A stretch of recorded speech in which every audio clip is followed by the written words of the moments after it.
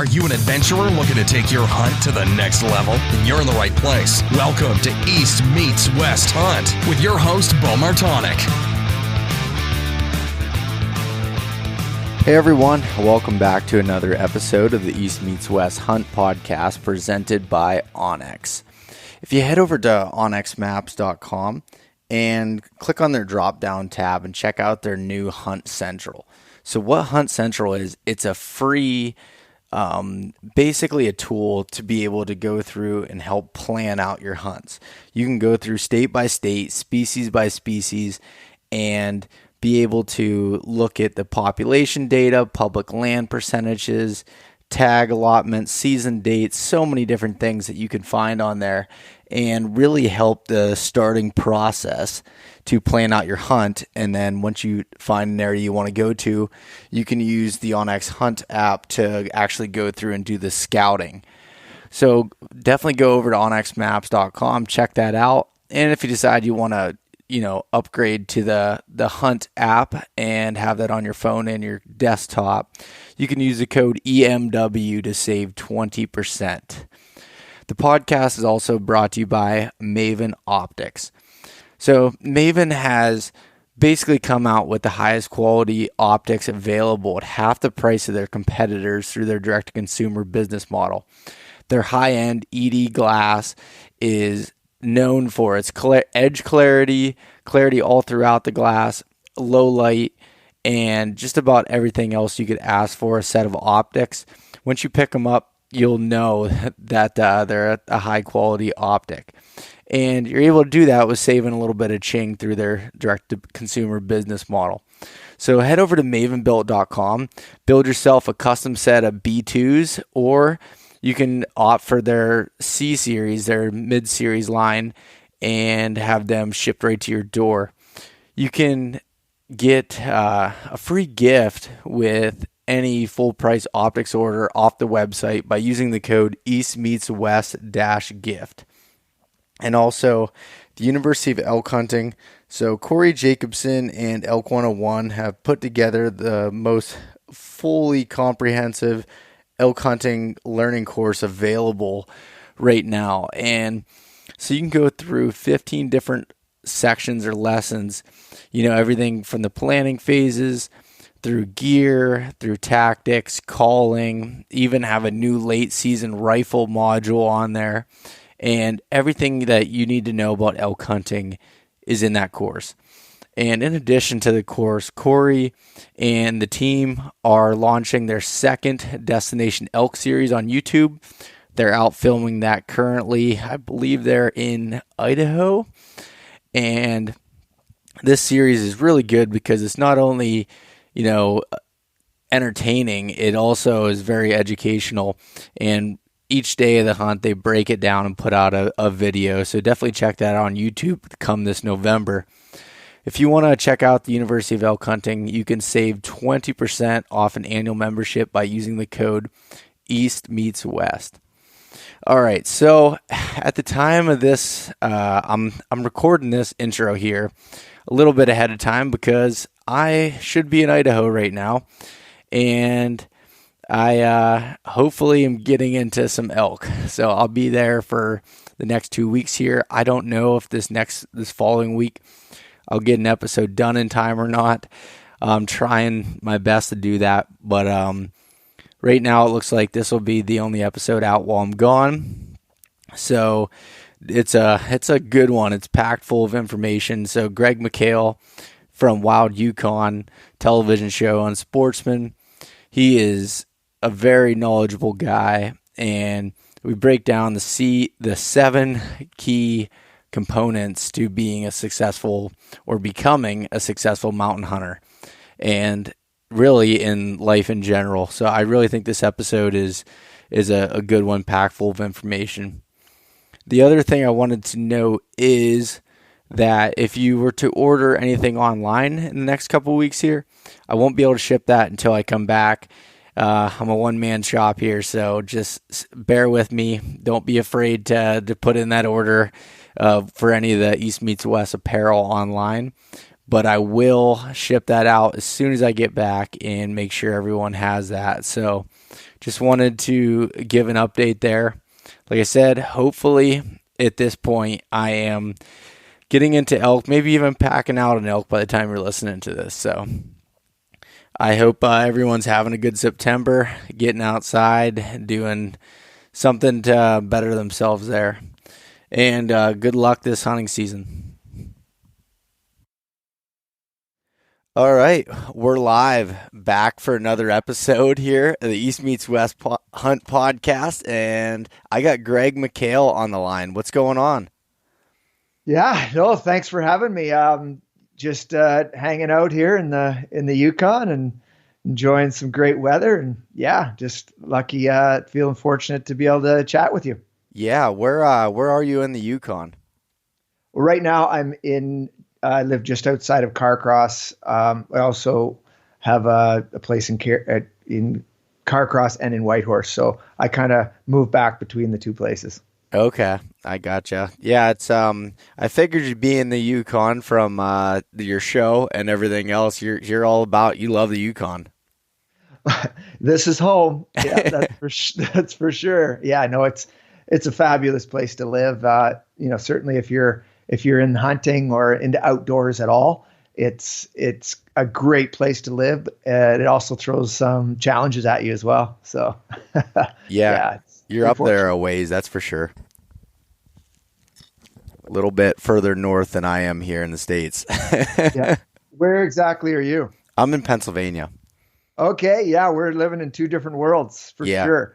But that Pennsylvania country there's some thick bush, eh? Yeah, oh yeah, it's very thick, and there a lot of people don't realize it, but we have the whole Appalachian Mountains that run up through here, and you get some pretty rugged country, nothing compared to the Rocky Mountains or where you're at, but you get some pretty good terrain changes and some challenges with hunting in this, very thick country. As far as glassing goes, that's not really anything you can do here, that's for sure.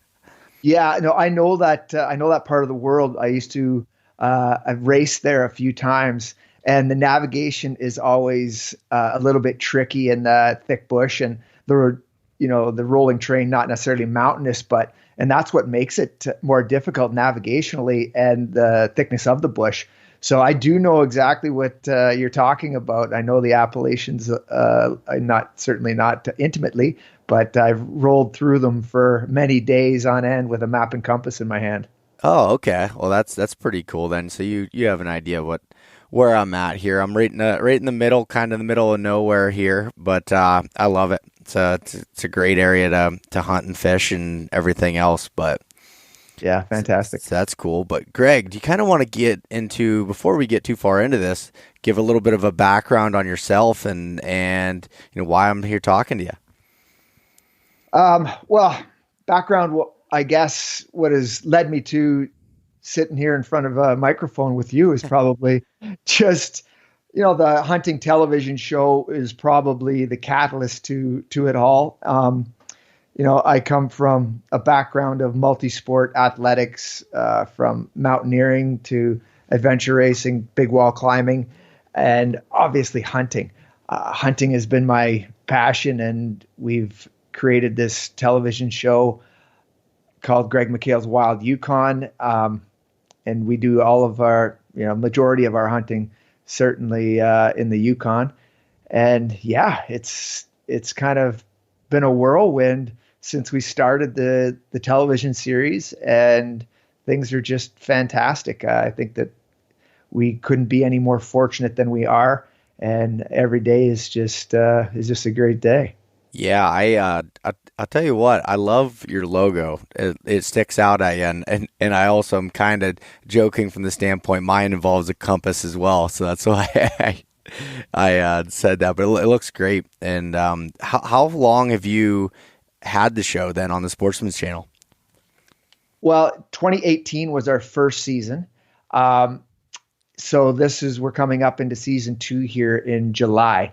So we're airing on Saturdays. Our main time slot is Saturday afternoon. And what we do is, we been on there, and we're actually going to be airing in Canada on Sportsman Canada this year for the first time. So we started out maybe a little bit different than most shows, certainly in Canada. We started out in the United States because clearly the business model just spoke to that. And obviously we got a lot of requests in Canada, and I always knew that I wanted to bring it to Canada. It's just a matter of the two systems don't really, they're just completely different models as to how television works in the two countries. And we just, we're really pleased to be able to get it on a network in Canada as well as the US this year. Oh, that's great. What kind of led you to want to start a TV show? And I know you said you love hunting and you were, a multi-sport athlete in the past and everything, but what made you want to, share those experiences? Really, I think that it's just the next level of evolution for difficulty in a lot of ways. I've been hunting in the Yukon for over 20 years now, and we've started carrying a camera around and just, sitting around a fire with buddies and saying, we should really just start to record this stuff. Like, nobody's doing this in the Yukon, and we should start recording this because the Yukon is kind of a bucket list hunt for anybody who's serious about hunting. And a lot of the, television shows that are out there, their number one show of the year is, a trip to, if you're a North American hunter, a trip to the Yukon or Alaska. And that's their flagship television program of the season. So, we live here, and it just got to the point where we said, we need to start recording this. And then once we did, we got a little more serious year after year. And then it was finally like, okay, we need to drive this home. We need to really showcase the Yukon and do it in the style that we want to do it in, which is, this adventure racing, hard charging style of hunting. So that's how it really all became. And, it kind of came together over a long period of time to culminate in what, we call Greg McHale's Wild Yukon. Yeah, that's interesting to me because, like you said, there's TV shows where they've hunted the Yukon, but it's never something that's been a main focus of the entire program. And I think it's an awesome concept, and it's a dream, hunt for myself personally. Like you said, for I'm sure most hunters that, especially mountain hunters that want to do that, it's a bucket list item. So being able to see that is pretty awesome that you get to live that life. Yeah, well, thanks. We feel that I feel that I'm very fortunate, but I left Ontario, which is not that far from where you are now. And I left Southern Ontario farm country to come to the Yukon just after university with the intent to hunt. So, it's definitely been always part of where I wanted to get to, not necessarily in the videography, the production side. I didn't have any visions that that's where I would be 20 years ago, but I certainly wanted to be in the wildest places that I could be. And this was it. Yeah, no, that's, I think you found probably one of the wildest places you can find in the world. That's for sure. And, like you said, it's something that not a lot of people get to see and get to experience. So it's pretty cool that you're able to capture that and share those experiences with everyone. And I think the coolest part of it, and when I was talking to you and Carl, he's your videographer, am I correct? The main team is, and it seems to be expanding, but is Carl and Dave. So Dave is the main videographer and primary editor. Carl is production, videographer. He does social and some of the social editing. So, we are a small core team. The team is getting bigger, almost by, as every few months goes by, there's somebody else that comes in and, fills a gap. But yeah, these are the guys. Yeah, and I'm sure that Did you know those guys, prior to the show? Were these, friends of yours, or how did that come together? Because I'm sure it's not easy to find someone to film these type of hunts unless they have the same sort of drive and everything that you do. Yeah, no, this team was built from ground up. So Dave came to work for me. I have a company called Caribou Crossing Trading Post. It's a tourism operation that caters to the cruise ship traffic out of Alaska. And Dave came from Czech Republic and worked with me seasonally. And it was, over the year, we became, the first summer that he worked with me, we became friends. And then the second year I said, Dave, I actually noticed that he'd done a little bit of video stuff with him and his girlfriend on their trip. And I thought, you know what? That's pretty good stuff. We should go out. We should get out in the mountains and record a hunt. So that's where it started with Dave, and that was 7 years ago, something like that now. And so we've just built this together over that time frame. No real education. None of us had ever any formal education in the videography industry. We just had an idea, and the type of people that that this team are is that once we make the decision to do it, it's kind of full on, and we've kind of executed the plan. So that's Dave. And Carl and I first met through actually we were running. A bunch of us got together on a Sunday and went for a run, and Carl was one of the guys out there, and we just kind of hard charged at the end of a couple-hour run together, and he did good. So it was like, yeah, you know what, we should maybe go hunting together. And Carl had a camera, and he was a still photographer. He liked to do that amateur-wise, and we got out and we captured a goat hunt together. And ever since then, we've been pretty much hunting together ever since. So, and that was 2011. So that was 8 years ago. Oh, wow. Okay. So this team has been built literally from the ground up.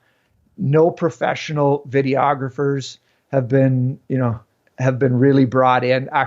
Actually, I shouldn't say that. We did last year, brought somebody else in because Carl wasn't able to make a couple hunts. But besides that, it's the three of us just moving in the mountains and getting after it. That's awesome. That's cool to hear that how you built that from the ground up, and everyone's, pulling their part and learning and doing that. I just, from a little bit different, but a similar concept, when I decided to start the podcast, I had no background on anything with audio or any of that stuff. And when you set, if you want a goal for something like that, you set it, and if you work towards it, you'll figure it out. Yeah, absolutely. If you want it, you're just going to do it.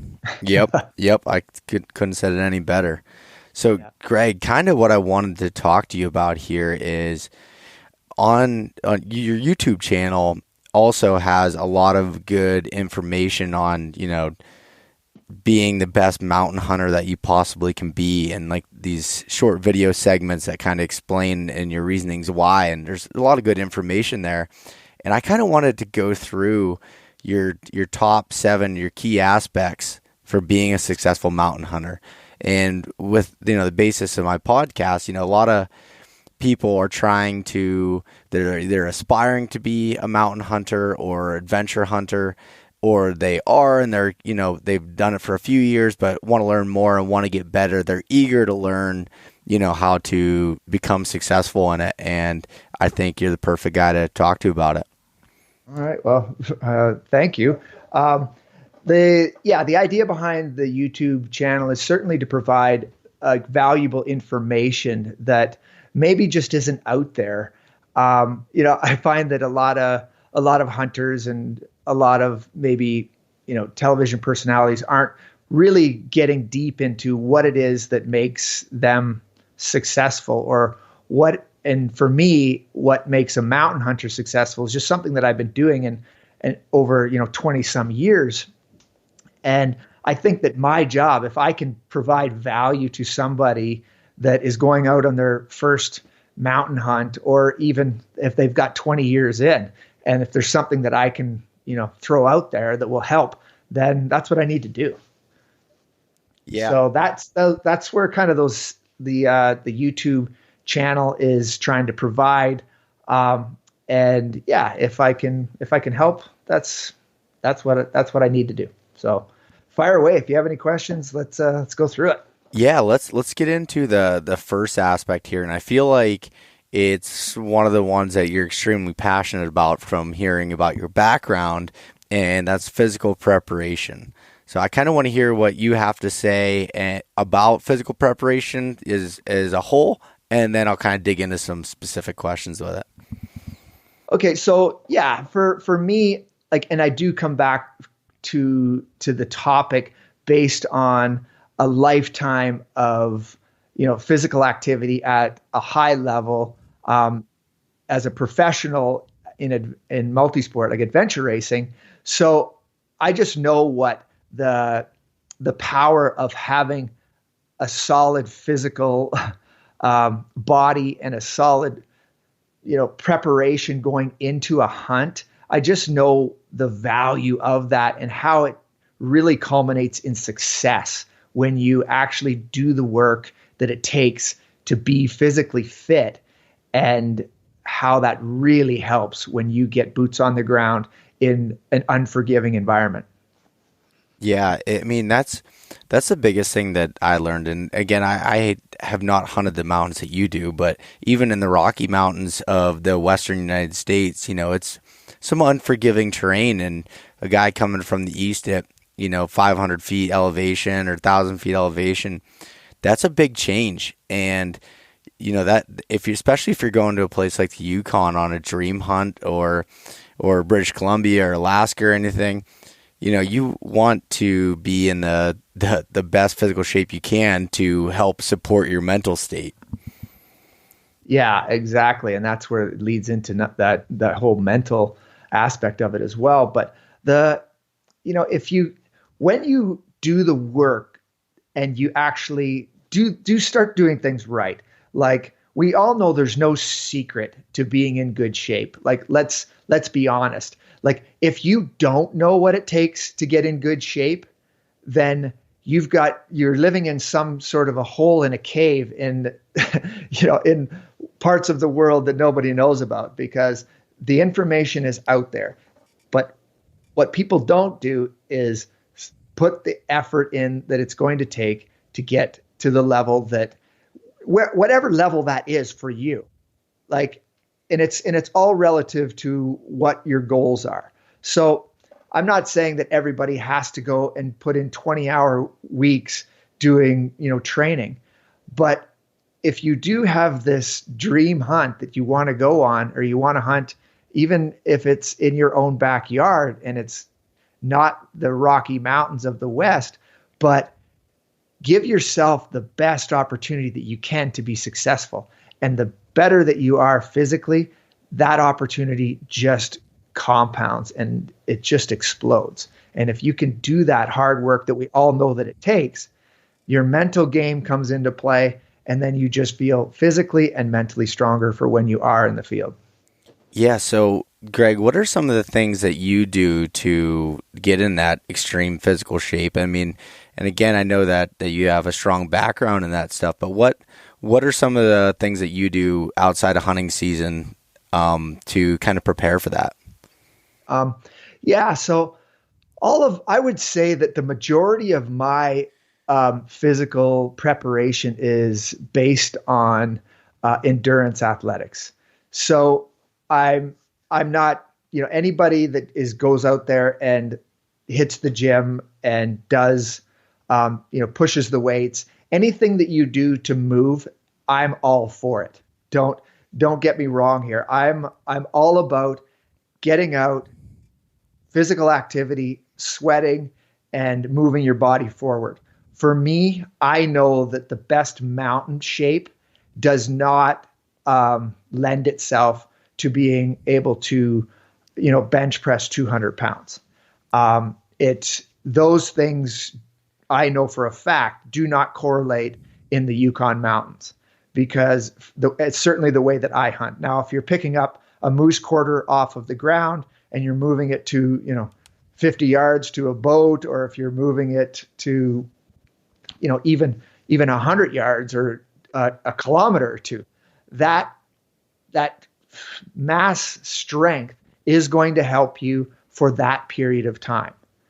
But it is not going to help you cover 30 miles in the mountains to find that doll sheep that you've been dreaming about, and doing it day after day after day. So just to be clear, I'm certainly not carving up anybody that spends a lot of time pushing weights in the gym, but I just know for me, and the physical ability that I need to have in the mountains is predicated off of endurance athletics. So I spend a lot of time running. I spend a lot of time paddling.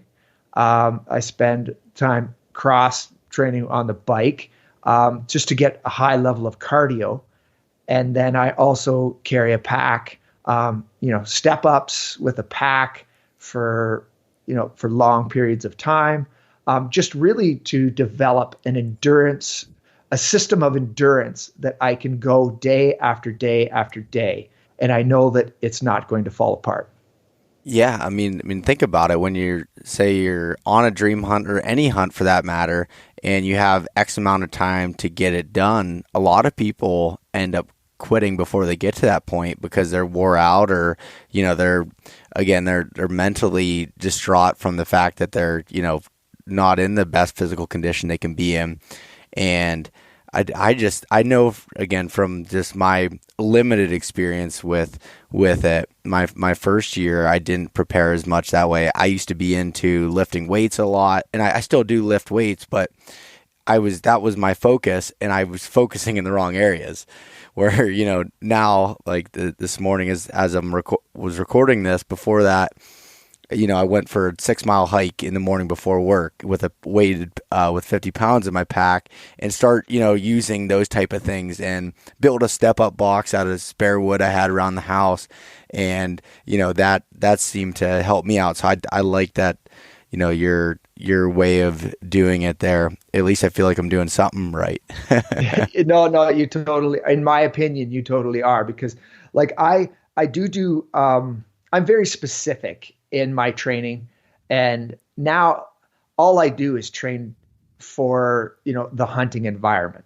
So, I shouldn't say that. I do run some, 50 milers and stuff like that, but that doesn't necessarily, I don't necessarily have to run that far in order to be able to be successful in the mountains. But still, that kind of training only is a huge benefit. But I do a lot of indoor training early in the morning, but certainly whether it's, speed work on the treadmill, because I don't want to just have that endurance. I want to be able to kick it down when I need to. So I train speed as well as endurance, but it's still, when I say endurance, I mean like a 6-hour run versus a speed run that might last 30 to 40 minutes. I think that's funny, the way that, I don't really do much, but, 50 miler here and there, races. It's funny. Well, to put it into perspective though, I used to race like 1,000-kilometer races, or like races that were 4 to 7 days long, and covered these mass distances, human powered with a map and compass over varied terrain all around the world. So when I talk about training, specifically for running, like I used to train sometimes 20 to 25 hours a week, and it used to be running, paddling, and biking. And cross country. And so that level of training is not where I'm at anymore, because I'm very focused on hunting training. Now they still do correlate really, really well. Mm-hmm. Because if you're, like I said, again, the fitter you are, the better you will perform in the hills. And so that's the kind of style that, I don't do the 20 to 25. Now I'm maybe down to the 10 to 15, but it's still based off of endurance. Do you do anything for strength as far as, I know you're gaining strength in a lot of those things, but are you doing anything specific for strength of legs or back or anything else? Yeah, like, I mean, I'm very diligent about making sure that all of the system is all working. So like if I do not sit down to a bench press and do that. Now, and I also don't, I'm not trying to pick up 300 pounds of deadlifts. And that's not the kind of training that I do. Because I also don't want to get any bigger. Like, I don't want to have this muscle mass. I want to have a lean muscle mass, because the lighter I am, the faster I can go, the easier it is on my body, on the joints. And so a lot of like burpees and those kind of just body movements, body movement training versus, really trying to bulk up and use and have this powerlifting style of training. I have done that in the past with a specific, goal, but that does not work for hunting for me. Okay. Yeah, that makes sense. And yeah, it's funny you said that, because I had someone tell me in the past, they're like, a big mistake they see a lot of people making is, they're spending X amount of dollars on lightweight gear, which this is awesome and definitely helps, but they're not spending their time in losing some body mass that, equates to being lighter and being able to move faster in the mountains itself. I mean, that's what, well, that's not, that's not hard to figure out, because that's just laziness. Mm-hmm. It's easy to go buy a lightweight piece of gear, but it's hard to lose 20 pounds. Yeah. And but even like the part you said about the muscle mass, though, that's something that, people think that they're, training for it or doing whatever, and they have extra muscle mass that they may not need. I mean, like I said, I was kind of in that boat and have learned a little bit through time and of doing that, but being able to, if anyone's, doing their first trip like that or whatever it might be, then being able to cut that learning curve definitely is helpful. Yeah. And like, I know that, there's a lot of programs and a lot of things going on out there in the hunting world right now is around athletically. And a lot of them are probably, in contrast to what I'm saying. So I'm just telling people what I know works for me. And I've been doing this, for a lot of years. And I believe I don't have a degree in exercise physiology or kinesiology or anything like that, but I know my body, and I know that, you look at any really good mountain hunter that you can look at and go, oh, that guy spent, years hunting in the mountains. And I can tell you, he's probably not, got a massive chest and shoulders and all of these things.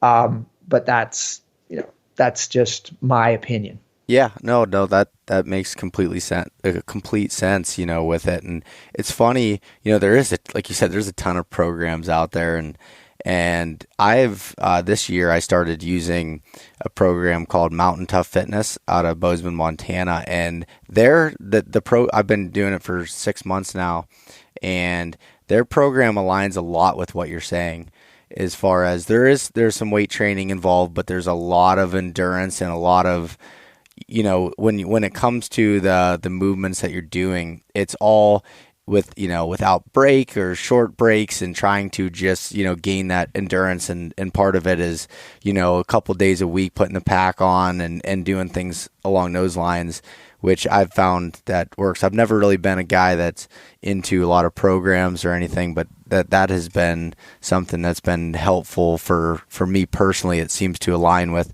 what you're saying, because, yourself, I mean, whether you want to, admit it or not, you've been doing it for so long. You've proven it. It doesn't matter if you have a background in those, in schooling on it. You've proven it through years of experience, which is, way more valuable than anything else.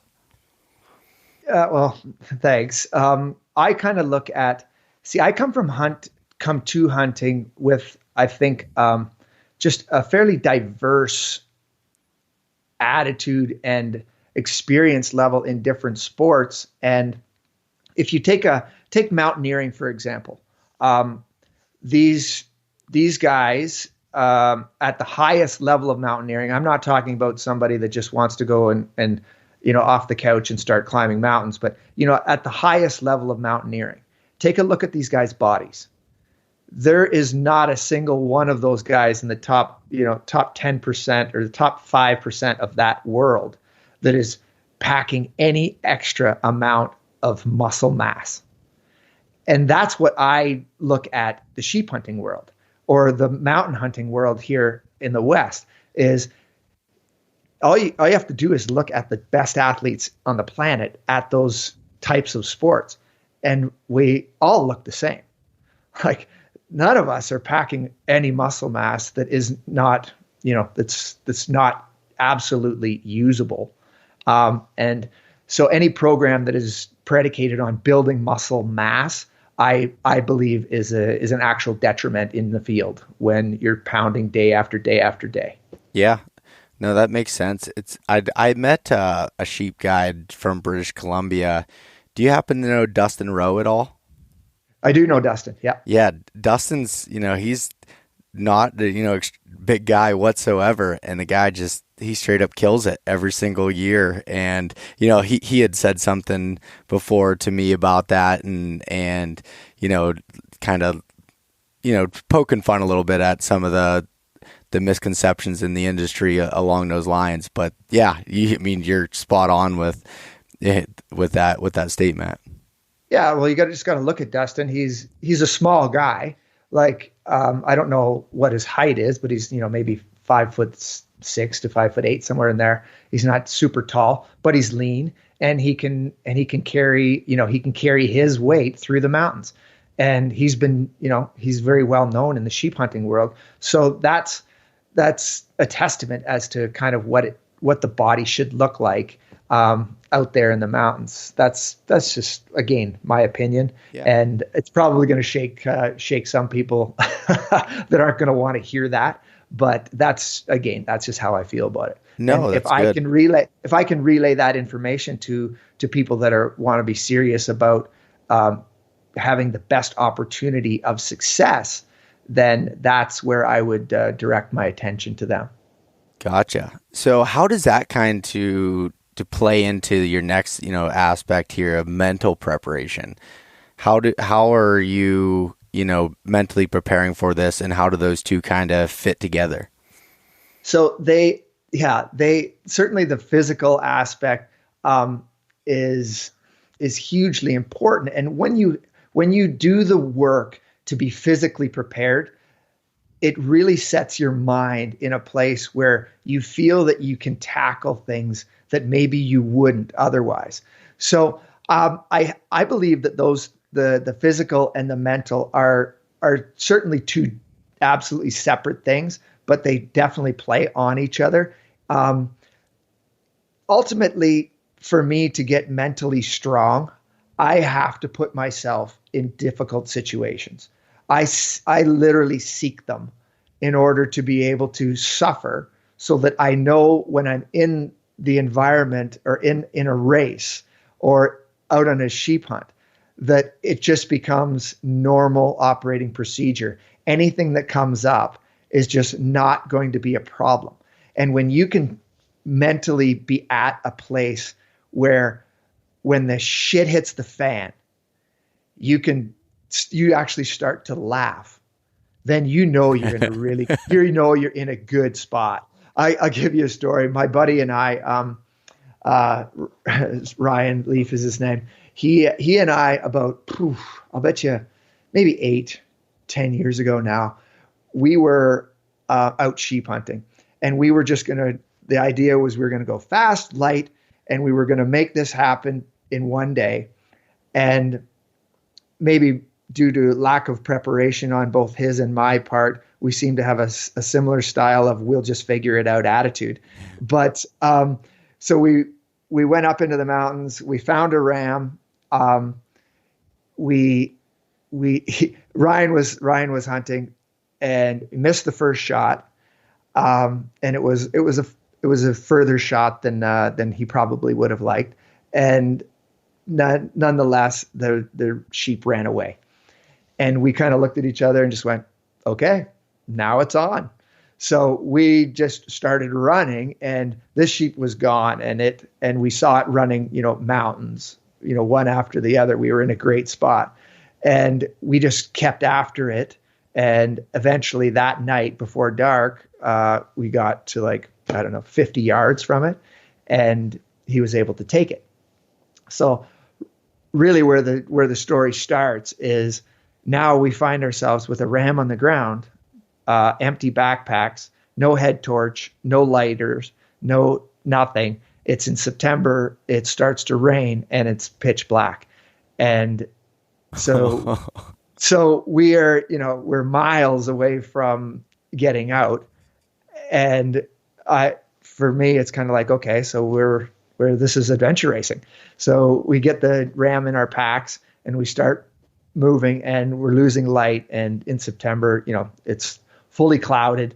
It's raining. It's super cold, and we're carrying heavy packs, and we just have to stop. And Ryan says to me, well, do you think we should, find a place to hunker down? And I said, yeah, let's just keep going try to get off the top of this mountain first off, because we're completely exposed.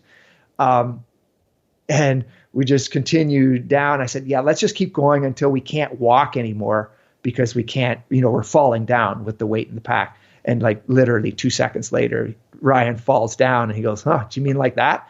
So we search for this, 5 foot pine tree. And if you know what they look like here up on the tops of the mountains, often they can grow horizontally and be super dense. So we just hunkered down underneath this tree in the raging, wind and rain, and we're freezing, bodies in our backpacks. We took the whole sheep cape, and we're spooning underneath this tree, getting rained on. And the tree is providing zero coverage, but we're spooning all night long with our bodies in our backpacks, as far up as we can pull them, and a sheep cape over top of us. And, and we're freezing.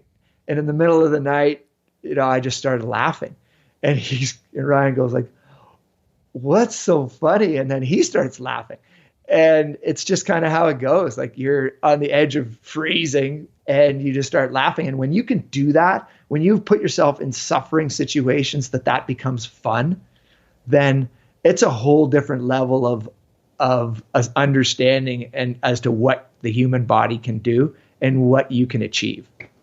Yeah, that sounds like a crazy story as far as, it takes some thought to take the cape out and throw it over top you and stay, underneath that. And were you up close to tree line at that point? You said there was the shorter pine trees that were there?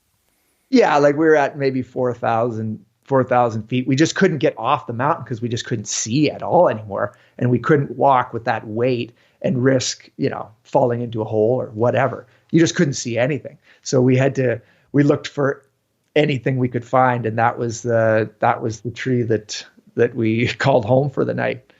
I'm guessing there wasn't a lot of sleep that night. There was not a lot of sleep had that night. No, for sure. That's funny. But yeah, like you said, I mean, the mental side of it is where you definitely break down your body, because it's a lot more capable than you think. It's whether your mind can keep up with it. Yeah, the body is an amazing tool, and that's exactly how I look at this. This thing that we live in is the body is literally just a machine. It's a tool, and as long as your mind is strong and you do the right things that it takes to take care of the machine, then you're unstoppable. You really are. And unfortunately, our society right now is just so set up on being soft and making life so easy that guys like me literally have to search hardship in order to feel alive.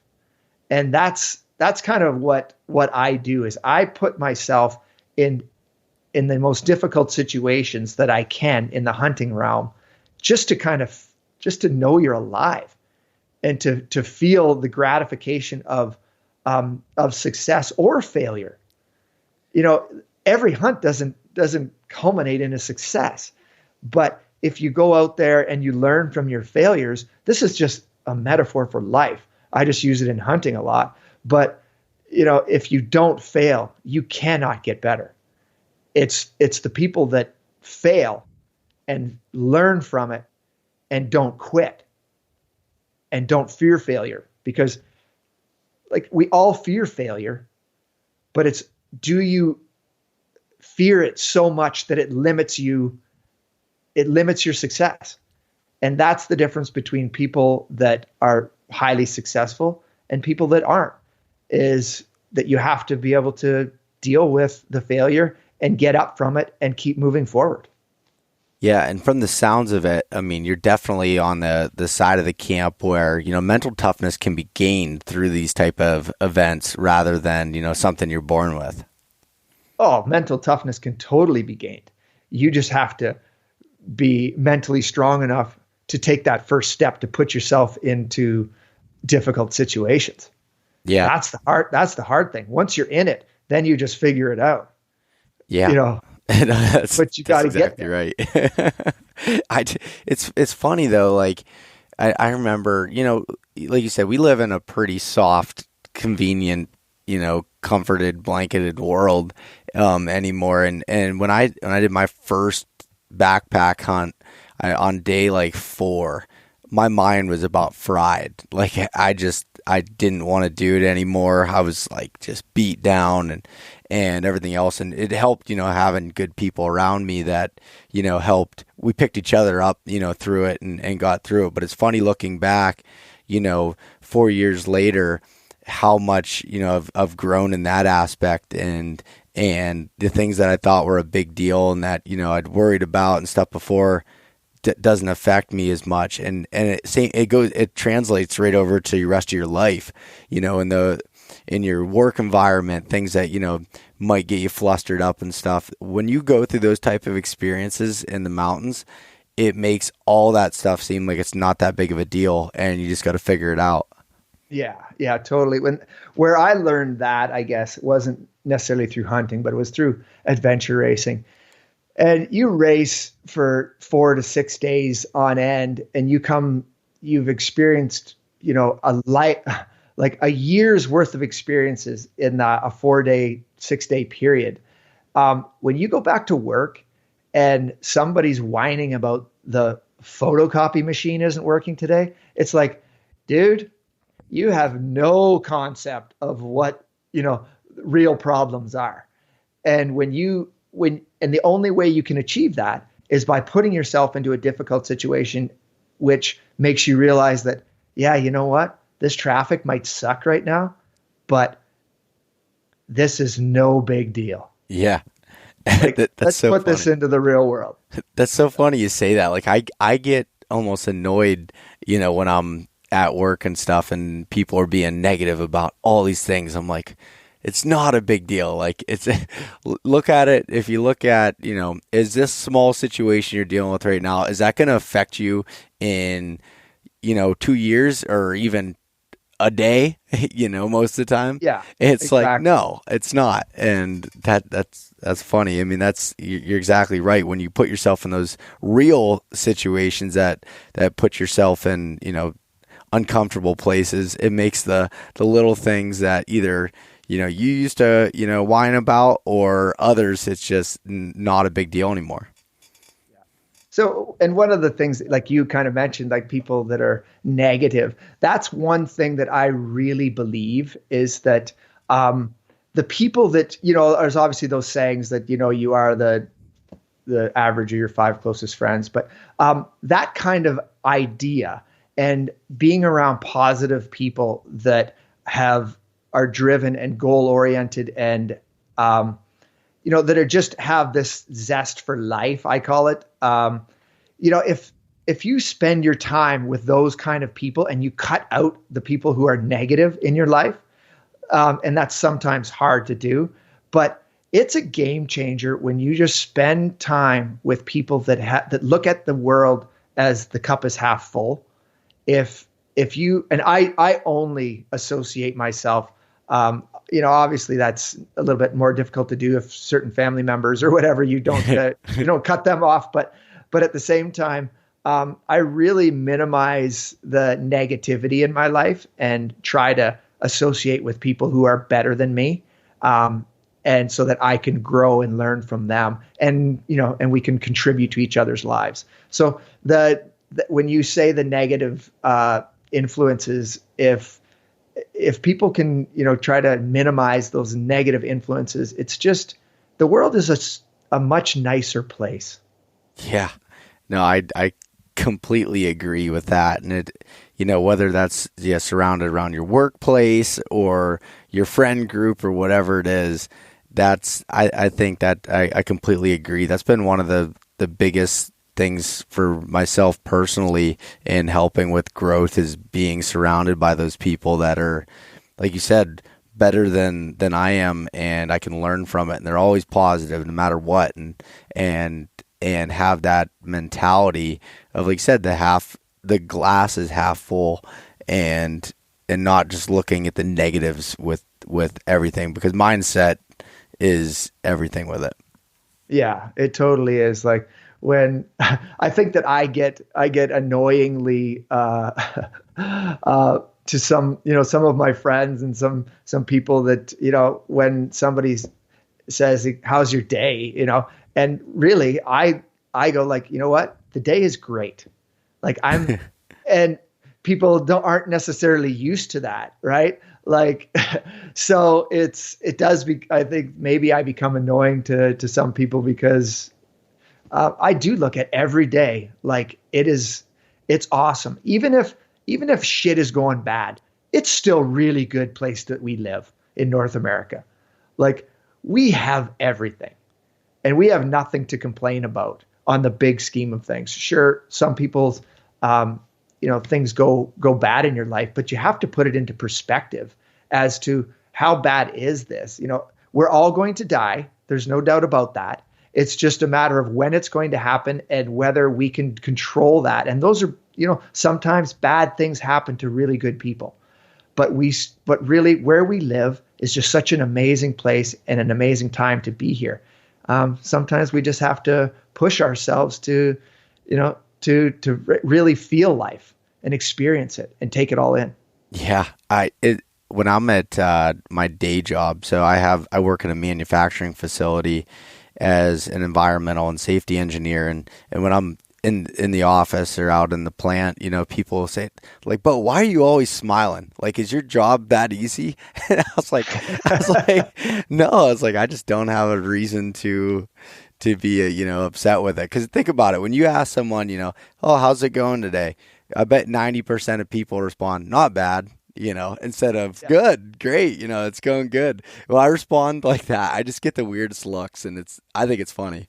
I get a kick out of it. But that's a great place to be. Like when guys like you and I can look at the day and take it into perspective and go, you know what, it's damn good. And what's there to complain about? When you look at life that way, no matter what's happening, if you can self-check, that's kind of where you want to be. I believe I don't want to change a thing in my world, and that's where I want to remain. And I think that I surround myself with people that have a similar attitude. Yeah, no, that's awesome. So to kind of, Greg, to start diving into some of your other aspects here, the next one that you have that you talk about is into equipment choices and, being the best mountain hunter you can be. So how does equipment play a role in your success? So yeah, obviously the style of hunting that I do, I need to be as light and as fast and as effective as I can be in order to achieve the goals that I set. So the longer that you can stay out in in the weather, say we're talking about clothing, the longer and the more comfortable clothing that you can have that allow you to stay out in the field longer without, getting cold, or overheating, it just makes good sense. Like, there was the days when 20 some years ago when I used to sheep hunt in jeans, and I used to cross rivers, and those pants would literally be wet for days because, the humidity is high and they just don't dry out. And it is not fun. Like, we're already in an environment that is physically demanding and is unpredictable.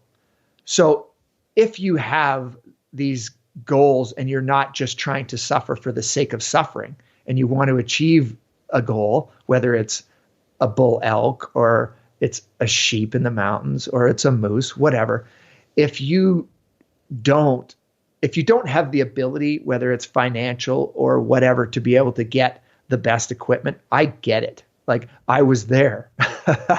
That's why I was hunting in jeans. But if you want to build the recipe for success, and you are passionate enough about it and willing to put out the capital to achieve that goal, because then why wouldn't you? It's funny because I used to spend, a significant amount of money to go to these places, even though I live in the Yukon, to travel for, hours to get back into country that nobody really gets to, and the physical effort and the money that it takes to get there, with no real, thought that I should really spend more money on the equipment. And I was always predicated that I can physically do it. But you start to put those two things together, and with the best equipment that you can afford, and with a physical ability and a mental attitude, and you're stacking everything in the pro pile. Yes, I completely agree. Once I learned about layering systems and how they all work, because that's not something that's necessarily taught, especially in the whitetail world, which I think it's extremely important there too. But it's just not something that until, the last 5 years or so was, that information wasn't really out there. And once I learned how that all works together, man, is that an amazing thing. And just talking from the apparel side of things. And then once you combine that with a good pack and boots and everything else, it's an amazing feeling. You feel more confident, in my opinion. Yeah, it's just adding another layer of confidence, right? And like, it's funny because I used to, before, I was really in the hunting world, I used to be, a big wall climber, ice. I was always had very technical gear. And then, I did bring up on my very first season, I was told by the outfitter to bring, these jeans, and I wore them for, basically a hunt, and said, this does not work for me. but I had, good, like, Gore-Tex like 20 years ago. Because I came from a world of physical activity outdoors, which, the North Face, the, Mountain Hardwear came after them, like those type of manufacturers, were cutting edge 20 years ago or 25, 30 years ago. And it just took so long for the hunting industry to catch up. And, really, if it wasn't for, we would have eventually caught up, but guys like Jason Hairston, who started Sitka and then Kuiu, like, he really brought that to the mainstream. And because prior to that, for years, I was just wearing a plain black, Gore-Tex jacket, or even a colored Gore-Tex jacket, because the technical clothing was what I knew that I needed in the mountains. But now the technology is so far beyond just, that the Gore-Tex style of clothing. We're just moved like leaps and bounds, even from a technical aspect from 15 years ago. And bring that to the hunting industry is game changer. Yeah. And that's what's great is there, like you said, I've listened to the story and I've read the story of Jason and Jonathan Hart when they were on the mountain together and came up with the idea, and they've literally changed the industry and have helped, because it seems like the hunting industry is behind in just about every aspect from other outdoor activities. You know what? It really is. I completely agree with you on that. From the physical aspect of it to certainly we've definitely caught up in the clothing aspect. We're absolutely at the leading edge right now with companies like KUIU. I know that for a fact. So those are the kind of areas that we have caught up. We have not caught up in a physical activity level compared to what mainstream sports, and the dedication that it takes to be really good. Now, guys are starting to, it's becoming more popular to be athletic, and which is amazing. The styles of training, I don't think are there yet, but so that's an aspect I think that we're still lacking. And I would say that nutrition is a huge one that we're lacking still. Just the knowledge of and the importance of proper nutrition into the body and how it fuels us and how that relates to a mountain hunt. I think we are really lacking in that department. Yeah, and I think it's starting to trend in a better way. A little bit. I remember when podcasts first came out, the first one I listened to was Adam Yonkey's Beyond the Kill, and he had Heather Kelly on there from Heather's Choice talking about that stuff. And I remember that was when I was first getting into kind of, the Western hunting, the mountain hunting side of things. And I'd always been into eating healthy and everything, but never looked at it, how to apply that to hunting. And, would always take the food with me that wasn't necessarily the best when I'd eat it home clean, but for some reason wouldn't do the same in the mountains. And, then, now, get companies like Heather's Choice and some other companies that are helping push that. And then from the informational side of things, there is some people pushing that, but it's very tough to get that point across. Yeah, it's, we as hunters are, we're very, well, by virtue of hunting, we're predicated on meat. And, if you really look at, I don't know that, like, I'm certainly not afraid to dive into these conversations because I know it to be true. So when you look at, processed foods and processed meat, and, these things are absolute carcinogens and they cause cancer. It's proven. So, I mean, we as hunters, obviously we eat meat, and it's very difficult to eat good meat that you can buy in a grocery store. So when we go out and we hunt and we eat the game that we've killed, it's the best lean protein that you can get in the world. But having said that, even some places in Canada and the United States that are, eating venison, those animals are eating off of the same farmers' fields that, the cows are eating from.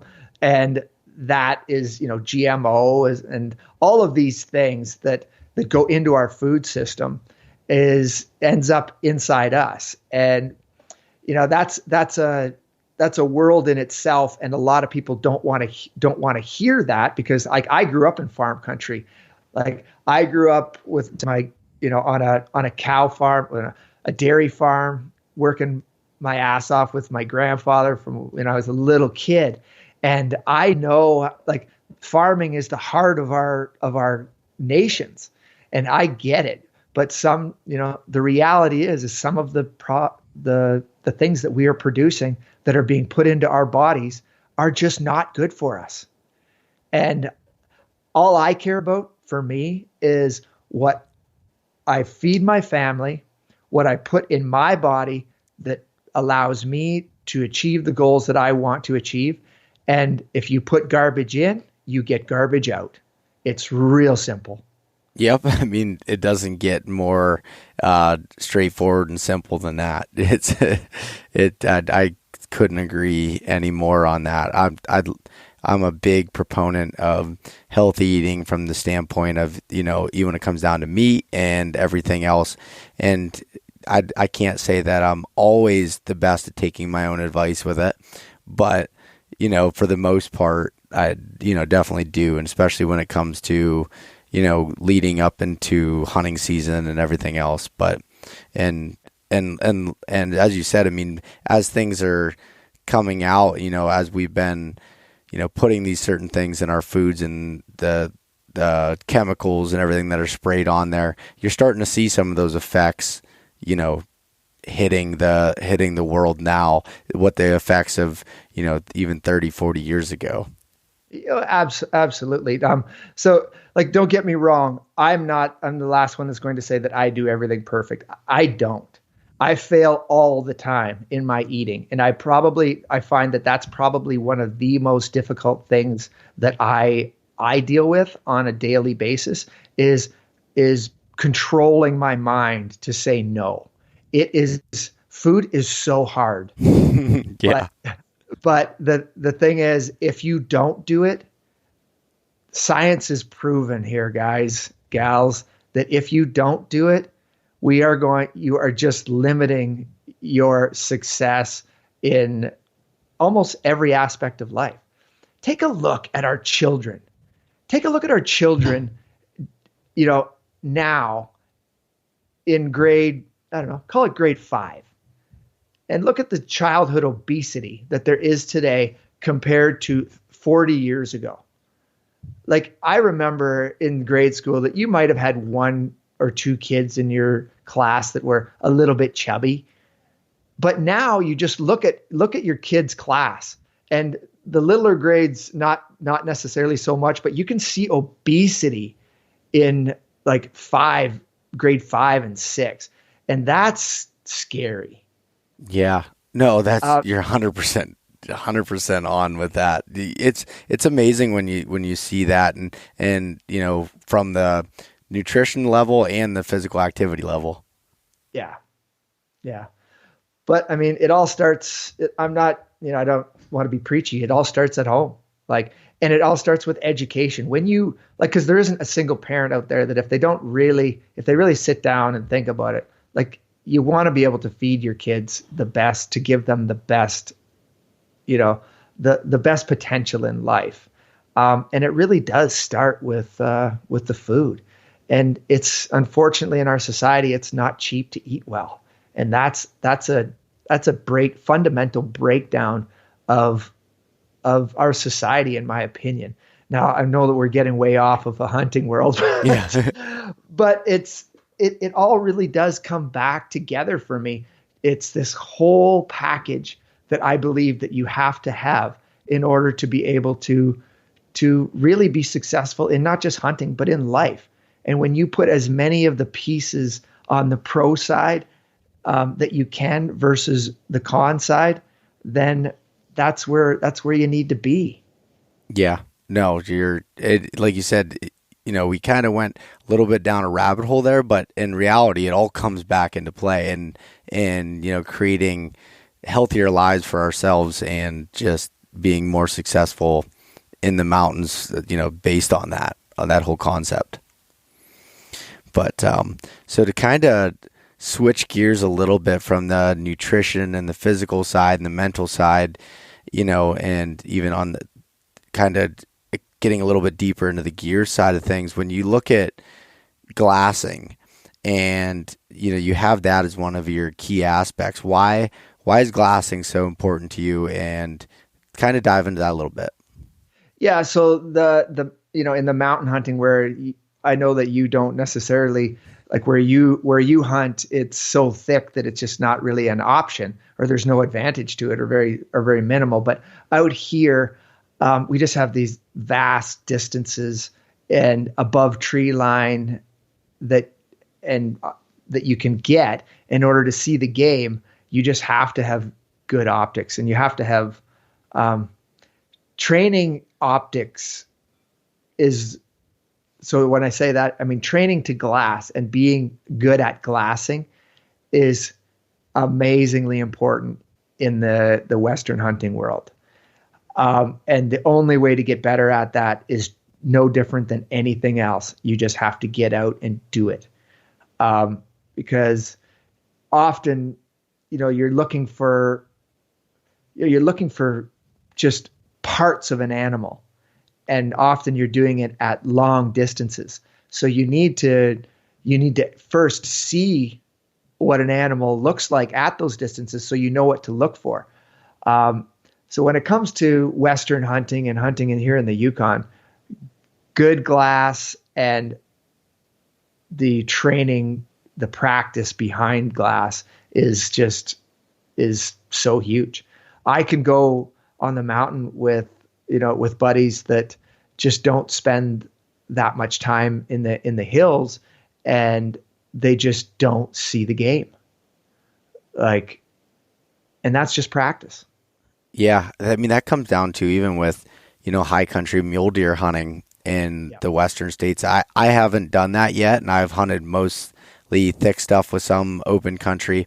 But this year I'm switching up a little bit, and where I'm hunting at, it's going to be a lot more open terrain.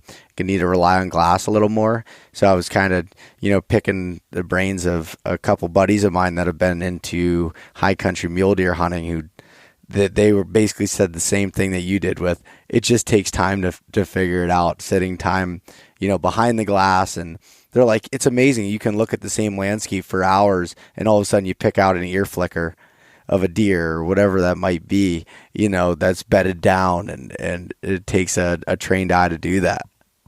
Yeah. And the knowledge to know where to look, comes with time spent.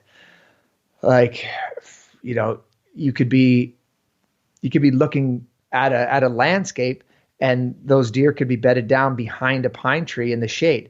And you need to know, I need to be, okay, what's the temperature? What's going on right now? How hot is it? Are the animals moving? If they're not moving, where are they going to be sitting? And then you're looking underneath shade of trees, and you're looking for an ear flicker.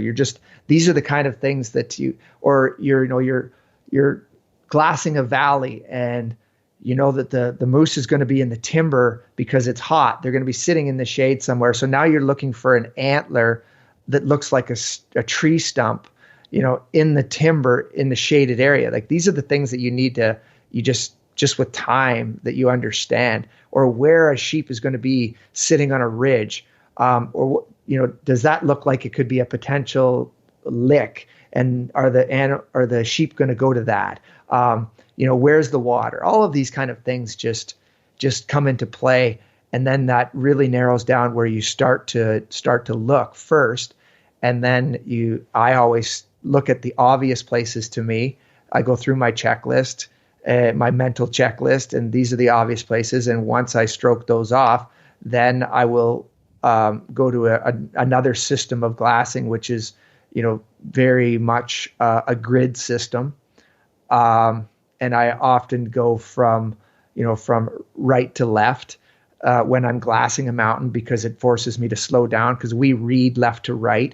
So we're very used to moving left to right on a page, and we can do it quickly, where I focus on going right to left, because what it does is it's not natural, and it slows me down, and I can grid off a mountain and just pick it apart. And those are some of the techniques that I use. Huh. I haven't heard that one before, going from right to left. It makes complete sense, because think about it, if you're reading a book, you read extremely fast and you almost skip over things as you're reading, as you're going through it. And the same applies to glassing. That's an interesting concept. Yeah. So try it next time and see if it slows you down. I will. I will, especially with my short attention span sometimes. So it's going to take some training, but yeah, that's great. So so you're glassing, glassing there, you kind of went through how you're doing that. Let's step it back to, how are you choosing an area? How are you researching an area to figure out where you want to hunt? Yeah. Well, I can't give my trade secrets, but no. I really just try to hunt where most people won't go. Like, I can tell you the amount of people over the years, resident hunters that I run into on the mountains. I've ran into a resident hunter on a mountain once in my life in the Yukon. I've run into outfitters numerous times. But I just try to get away, because for me, it's sure, it's about taking a big animal, but it's really about not being around anyone and just enjoying nature in places that most people don't get to.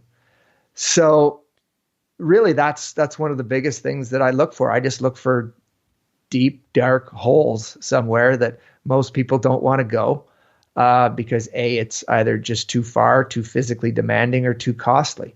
And when you start to get off the beaten path, that's where most of the suffering happens. But and the unknowns, right? I like to explore new places that I haven't hunted before, because I like the challenge and I never typically go back to the same place over and over again. I like to mix it up. So yeah, I just really pull a map out and start to do my research of what depending on the game that I'm looking for, what makes sense on a map where there should be good moose or caribou or sheep or whatever it is. I start there. And if you had my, Google Earth program, there's just pins and marks and things all over it, all over the whole Yukon. And somebody that got a hold of that program would look at it and go, well, what the heck does this tell me? There's marks everywhere. Because there are great spots to hunt almost everywhere. It's just a matter of picking one and spending the time to be the best hunter that you can be, and you'll probably be successful. Greg, I think you're going to have to give me your login information just so I can confirm that you're being truthful. Yeah. I can't do it for you, buddy. Oh man, it was worth the shot in the dark there, but yeah. That's funny. But no, and just a quick point on that. I've learned, whether it's hunting whitetails in the Appalachian Mountains or it's hunting elk in the Rocky Mountains, especially if you're in an area that does get some sort of pressure, those animals end up going in those deep dark holes too, because that's where the people aren't, unfortunately. Yeah, no. I guess the one good thing about the Yukon is, we say pressure, but there really isn't a significant amount of pressure here. Like we have 30 to 40,000 people in the whole Yukon. So, and 3,000 of those people buy hunting licenses. So we aren't talking about a resident pressure that is of any significance. Yeah. So it doesn't take, when I say that I've only ran into like one resident hunter, like it's because the Yukon is huge and there's not that many people actually going out to dig into these hard to get places. Yeah. That definitely makes sense with it. When you're going into some of these areas, are you typically, I know now you're going in with, say, like some people filming or anything, but have you went in by yourself typically, or do you usually go with a partner? Well, certainly now it's all the team goes, three of us. But I've done a number of like solo sheep hunts, and the very first sheep I ever harvested, I didn't go in solo. But, and this kind of is a conversation about partners, but, we had a great game plan that was laid prior to the hunt, and we hiked in together, and the decision was made that, we were both coming out with rams, and we weren't leaving until that was accomplished. I helped a fella that we've never since hunted together, but I helped him get his first his ram, and then he was done. So I left him in camp with his sheep, and I went out and I finished my hunt. So in essence, I did my very first sheep hunt alone. But yeah, I've done a number of sheep hunts and alone because I really just enjoy being in the mountains. But I would say that I enjoy more being part of a team and just the camaraderie and the ability to spend time with people that you want to spend it within the mountains. I grew up, being an adventure racer. It's probably it's arguably the most difficult team sport in the world. So, I come from that really team-oriented sport world that I really enjoy that time with other great people in the mountains. So, I definitely love the team aspect of achieving goals together and getting after it. Yeah, when it comes to choosing a hunting partner, it's funny. Like, I feel like if you go on a tough mountain hunt, you either come out better friends than you ever could imagine, and you guys, can't wait to play on the next hunt, or you come out and we're friends, but we're probably not going to hang out much anymore. Yeah, it's definitely an environment that you can, if things are not great, if the weather's bad, and if the hunting is tough, or if the environment is tough, you get things figured out real quick, and you understand personalities, because when people are at their lowest, that's when you really find out who they are, and what they're made of. And you can talk all you want over beers in the pub, getting ready for a hunt. But you get boots on the ground and get 3-4 days in, and you really figure out who a dude is, and you can't hide it. There is no bullshit in the mountains when shit's hitting the fan. So that's what I love about it.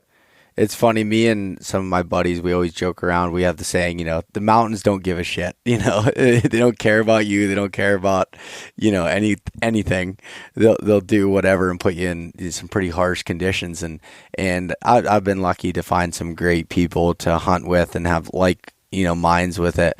But I am almost like closed off a lot of times to hunting with different people until I know them really well. And even then it's hard to tell, how they're going to react when it comes to, the mountains.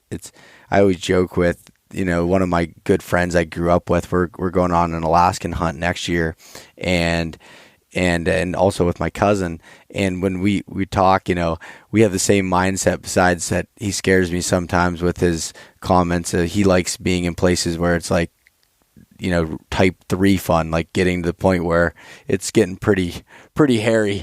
But you got to have the same kind of mindset going into it to hunt with people. That's for sure. Yeah, I mean, I don't just hunt with anybody anymore, and I have great friends that I just won't hunt with, that we have hunted together in the past. It's just because I just there are different dynamics around certainly what I do now with the camera, but there also are certain hunts that I can take the foot off the throttle, and that I love to go out there with guys that I wouldn't necessarily sheep hunt with.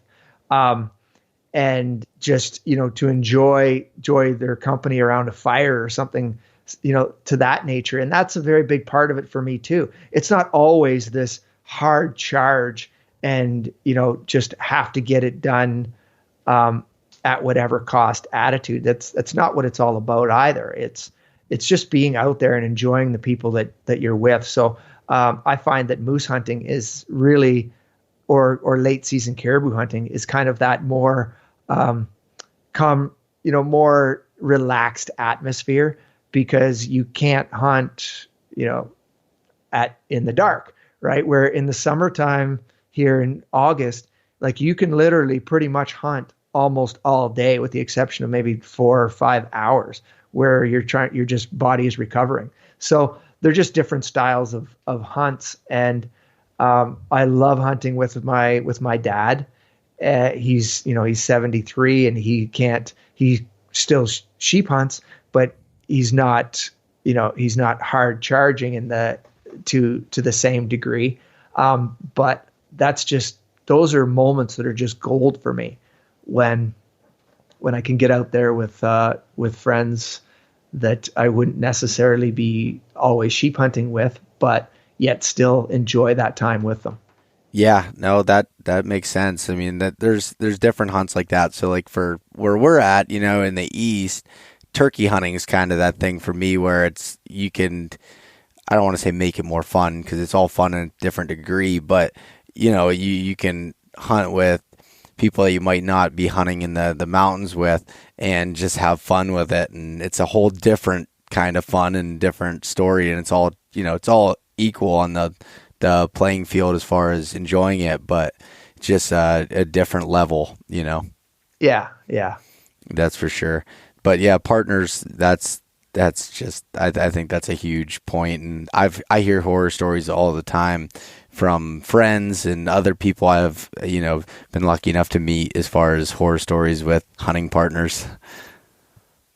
Yeah. And there's no doubt that, that probably people have horror stories about me, like, because, that I'm sure that guy that I did my first hunt with, to be unnamed, is probably thinks that McHale is a dick because he, we had one sheep and it was miles to pack out and we should have, just packed one sheep out, but instead he had to carry his own and I carried mine. Yeah.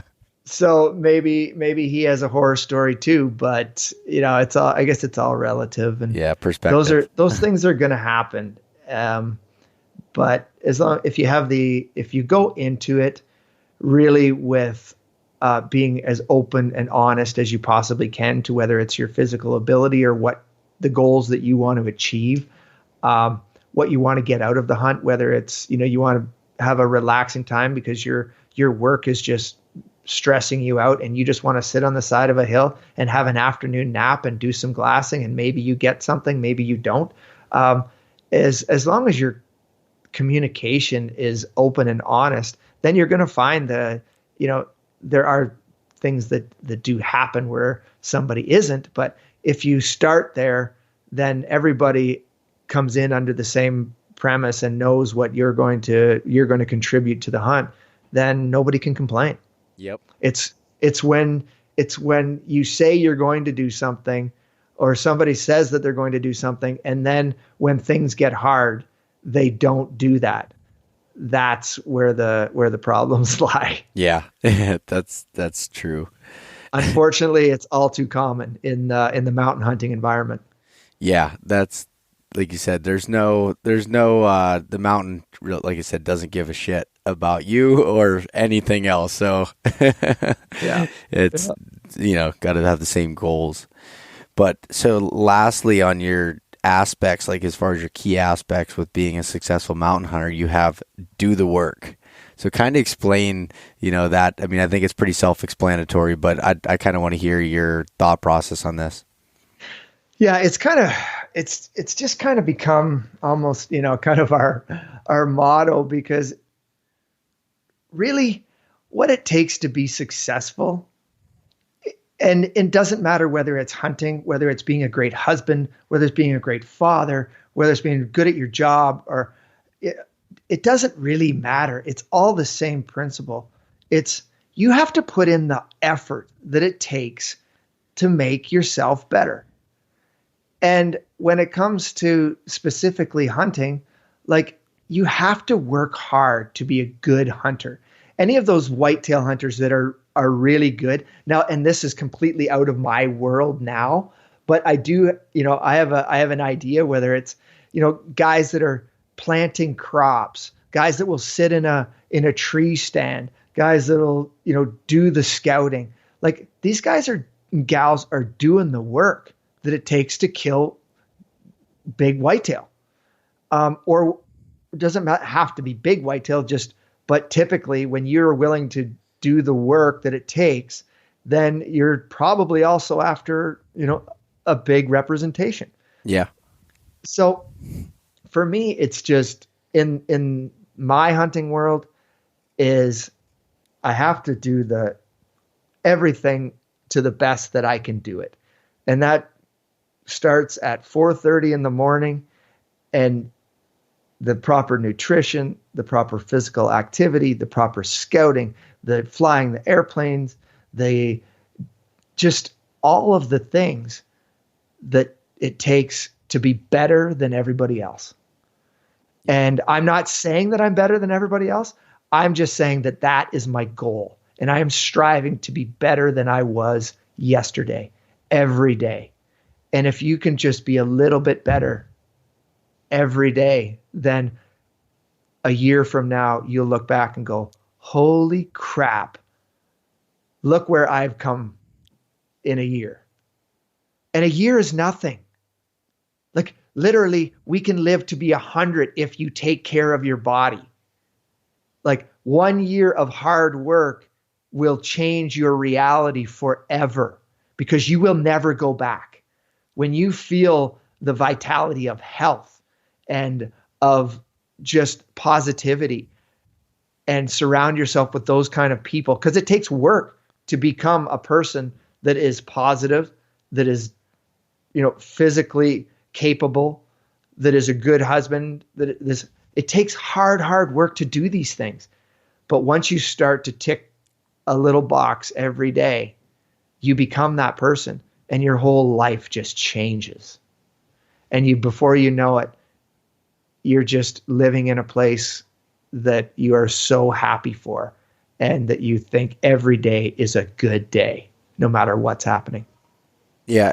And one thing that you said there that definitely, I think, will really sink in with a lot of listeners. It doesn't matter if it's whitetail hunting, in the East, or if it's mountain hunting in the Yukon, or where it's at, that the same thing applies. And I've learned that from my dad, who is a way better, hunter than I am, and successful every single year when it comes to whitetails or turkeys or whatever it is. And I've just learned he's always putting in the work, to do that, and just consistently preparation, it's a 365 thing. And it's definitely something that's where you see the differences between those that get lucky here and there and the ones that create their own luck. That's right. That absolutely. There are guys that are going to get lucky. It's just the reality. But what I call it, it's the lottery mentality. If you believe that you're going to win the lottery and you're going to be able to retire because you're going to win the lottery, then you've already lost. Like you have lost, because the odds of winning the lottery are so slim. And if that's the kind of attitude that you have, that you don't want to do the hard work that it takes to become like a millionaire or a multi-millionaire, you want to win the 30 million lotto. So you go and buy a $1 ticket and think that that's going to be the ticket, that's going to be your key to success, then you've lost. Like, I know that people are going to go, well, I buy lottery tickets. I just mean that is not the way to success. True success doesn't come in the form of somebody handing it to you. True success comes in the form of working hard to achieve something that you can look back on in the future and say, I did what it took to make that happen. I did the hard work that it took to become a really good father. I did the hard work that it took to salvage my relationship with my wife, because it's hard. But when you do the hard work and you look back on life, if it was handed to you, you will definitely not have the same level of satisfaction when it's all over. Yeah, and Greg, like, so just for your reference, so you and I had never met each other or talked or anything on the background, but I am going into my 4th year of hunting elk this year. I've spent over 30 days hunting elk, and I have not filled a tag. And it's one of those things that just keeps every single time I get closer. I've had them in range. I've had them, I've just screwed it up. But it's one of those things that just drives you to keep doing it more. And when that moment comes, which will be this year, by the way, Nice. when it does happen, it's going to be so fulfilling and just feel absolutely like you're on cloud 9. Like, it's just, Yeah. I love that kind of stuff where it takes the work to put in, and you're not just successful. If elk wants to come out on the first day and I shoot it, that's fine. But it's super. It's just so fulfilling and feels so much better when you put in all that work towards it. Let me ask you a question. Yeah. What have you identified that you are going to change this year from previous years that is going to add to your success? So there's a couple components to that. The one is I don't think I was in, bad physical conditioning. I did fairly well with that standpoint, but I'm really focused on it more than I ever was, as far as every morning, when you said 4:30, that's when my alarm clock goes off. And actually this morning I went on a hike. I got up at 3:15 to get it done before work. And so that's the first thing, is really just making sure my body's prepared for it. And secondly, it comes down to calling. Calling was one thing that I, could do. And that's how I based my whole hunt. I wanted to call in a bugling bull. I mean, it's the dream. But I didn't prepare myself enough to become an excellent elk caller. And so that's another aspect of it that's, huge to me. And then thirdly, it comes down to the elk knowledge. So learning the animal, how they're doing that, and just making sure that I'm doing the homework with learning everything about it and about the species. And I've like I said, I've gotten really close, but I've also been to the point where when my plan wasn't working out where I thought they were going to be, I felt like I was stuck, and I was walking around aimlessly almost. And that's another aspect. And I guess there's actually one more too, is my shooting. So I didn't miss an elk or anything, but I feel like there was an opportunity that I had at a little bit of a longer distance bow shot last year that I didn't feel comfortable taking, but it was well within what my equipment was capable of. So this year, I identified a problem that I had with target panic and started from ground zero and really disciplining myself with starting from the ground and, mentally preparing, because it's a 100% mental thing that target panic is created on, and going through reading books and talking to the right people and just going through the exercises and staying disciplined with it. I mean, I was at the Total Archery Challenge, which is, I'm not sure if you're familiar with it, but a huge event that I go to every year. And I had a booth there, and I didn't shoot one arrow at the course because it wasn't a part of the plan that I have. I know that would set me back by having that instant gratification of being able to shoot at these long ranges that I'm not ready for. And so really this entire year working towards becoming as absolutely lethal as possible when your adrenaline's high and everything's, when shit hits the fan, that you're able to stay mentally on top of it and execute that perfect arrow. So those are the things I've identified as the main ones. There's a bunch of little ones I'm working on, but those are the main things that I think, because I've been able to find the elk. And I'm going to a new area, so that could be completely different. But still, it's just putting in that preparation work to do that. I found that, last year I went to the same area that I did the previous year, And I got really laxed on my scouting because I just felt like, oh, the elk were here before, they're going to be there again. And they weren't.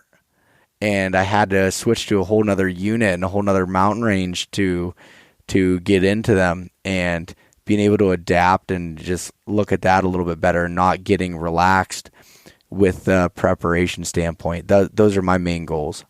Yeah, I think that sounds like the one thing that I take from that is that you're showing probably a level of dedication that you hadn't in the past. And you kind of identified that if you want to be successful, that you're going to have to do that. And that's awesome. Like sounds to me like you're identifying the places that you're lacking, and you're moving forward to correct those. And that's how you're going to be successful. Yeah. Like I said, this year, this is the year. 100% success rate. Okay. Well, you send me the picture when you get it done. I will. And it's funny. Last year, Greg, I did, actually carried my equipment with my podcast stuff. It's pretty small, and recorded a podcast at the end of every day to kind of get the emotions and how everything was going through. And at the end of and I released them daily when I got back.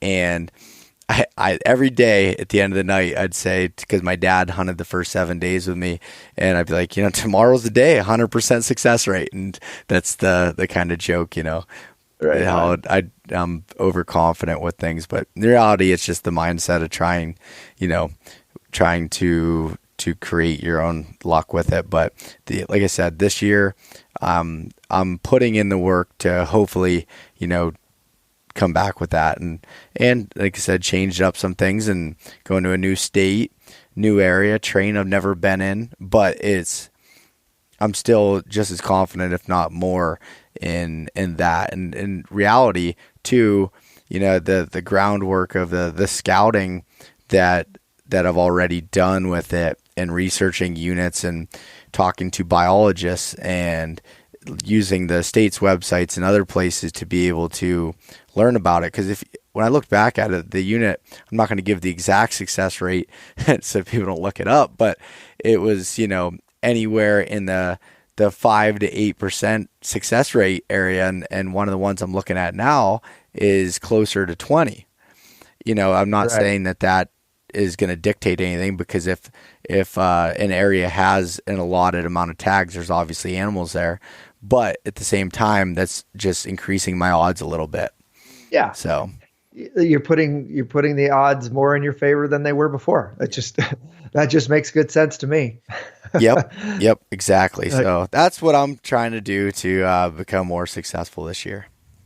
Good for you, man. Good. Cool. Well, Greg, is there anything else that you want to cover or leave the listeners with as like kind of some final thoughts? Not particularly anything that final thoughts is just, it's more just I like to ask people to just self-check and take a look at life, and really, what is it that you want to achieve? And really search yourself to figure that out, because we only have one life. And yes, it seems like it's long, but you ask anybody in their 80s or 90s, and they'll tell you it goes like within a blink of an eye, and it's gone. So if you're not happy, just make the decision to make the change, and just go after it and live life on your terms. And I think that when you do that and you're a good person, I think that your life is just really, really fulfilling. And I know there's a lot of people out there right now that aren't looking every day at the cup being half full. But it's all within our own grasp. And we just have to work at it, because nobody's going to hand it to us. So I'm not trying to be preachy, but I just know that, there's a lot of unhappy people. And I think that if we can, if we can just change one day at a time, before you know it, life is really, really good. Yeah, and actually, I'm glad you said that. I mean, it goes into, like I said, life in general, whether that's hunting or anything else. I've identified areas outside of hunting in my life that, I need to improve, not just always 110% focus on hunting. And, those type of things are extremely important too. And I think what you said there just correlates to all of those. Thanks, man. But so I guess I'd like to hear where everyone can find some more information and where they can find the show. You said on the Sportsman channel here, but any place that people can find more information on you, your show, and anything else that you want to kind of give some links to. Yeah, sure. Well, everything is Greg McHale's Wild Yukon, Instagram, Facebook, YouTube. So those are the main social platforms that we're on. And then if you have access to the television, then you have the Sportsman channel or Sportsman Canada. That's where our main product is living as far as this television series goes. That's, right now we're actually working on digital, getting the television series out on digital. We haven't found a place necessarily for it. But we're in the process of figuring that out. So when that comes out, then we'll let everybody know on their social platforms for sure. All right, Greg. Well, I just want to say, first of all, thank you so much for coming on here and talking with me and helping, share some of your information over the last, 20 years of mountain hunting. That's absolutely amazing and really appreciate it. I mean, the whole goal of this is to be able to share as much information and with me not being even close to, someone competent to speak on a lot of these things. That's why I bring on guests that can. So.